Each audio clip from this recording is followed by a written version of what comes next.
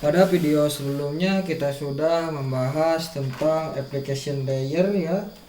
Selanjutnya pada video kali ini kita akan membahas layer yang kedua, yaitu transport layer ya. Jika di application layer tadi kita memiliki banyak sekali contoh-contoh seperti HTTP, kemudian tadi saya jelaskan tentang SMTP, ada POP3, ada IMAP, kemudian ada biasanya SSH. SSH itu digunakan untuk meremote suatu router atau server. Kalau teman-teman belum ngerti apa itu SSH, nggak apa-apa, santai aja, nanti kita akan belajari hal itu ya.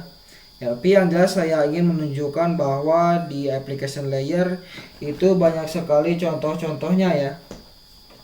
Nah, sedangkan di transport layer itu hanya ada dua yang sering digunakan, yaitu TCP dan UDP ya. Nah, sebenarnya apa sih fungsinya transport layer ini?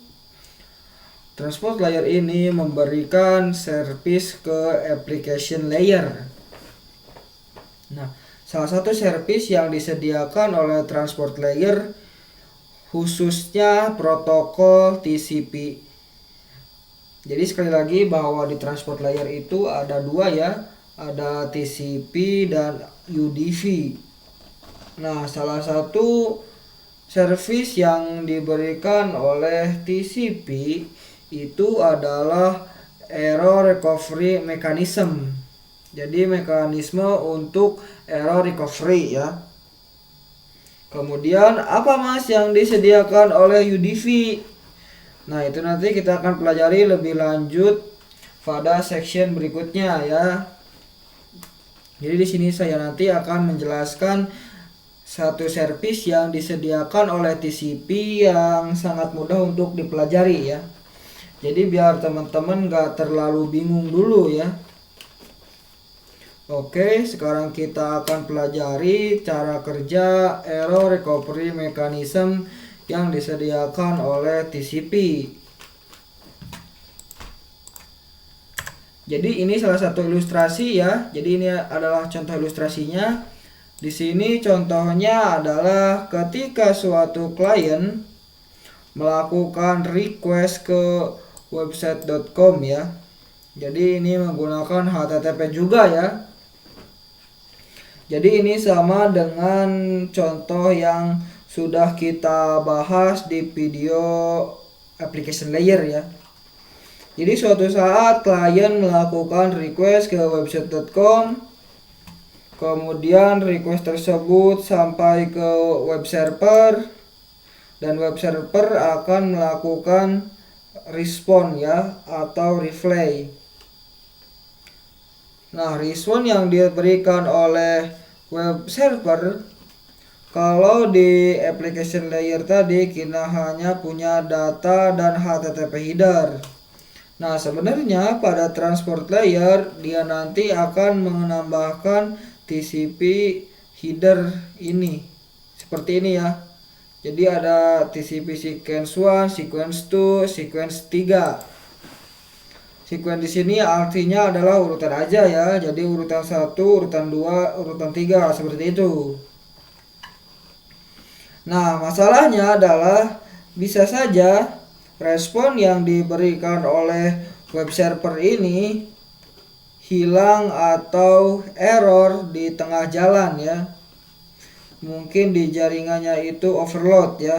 Artinya sudah banyak banget komunikasi di dalam jaringan, akhirnya bandwidthnya gak mencukupi, dan bisa saja suatu respon ini hilang di tengah jalan. Jadi contohnya di sini respon sequence yang kedua itu gak sampai ke klien. Jika terjadi suatu hal seperti ini, maka klien nanti akan mengirimkan request lagi, meminta respon dengan sequence 2 lagi. Jadi klien akan melakukan request ke web server, dan web server "Hey web server, tolong kirimkan data dengan sequence 2 dong. Saya gak nerima nih." Misal seperti itu. Nah, nanti web server akan mengirimkan ulang ya. Nah, ini adalah bagaimana error recovery mechanism bekerja pada protokol TCP ya. Jadi memastikan agar semua data itu benar-benar terkirim dengan baik. Jika ada data yang hilang di tengah jalan, maka klien akan melakukan request ulang ya. Oke, seperti itu ya teman-teman.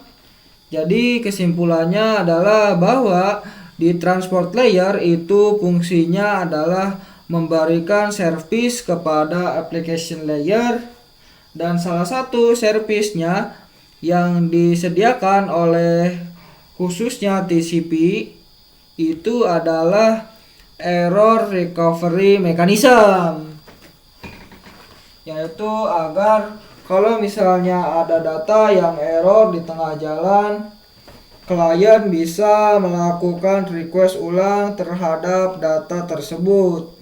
Jadi kita bisa memastikan bahwa semua data itu pasti dikirimkan dengan sukses ya. Oke, saya rasa cukup untuk video kali ini. Pada video berikutnya kita akan membahas tentang TCP/IP layer ketiga ya, yaitu network layer ya. Sampai jumpa di video berikutnya.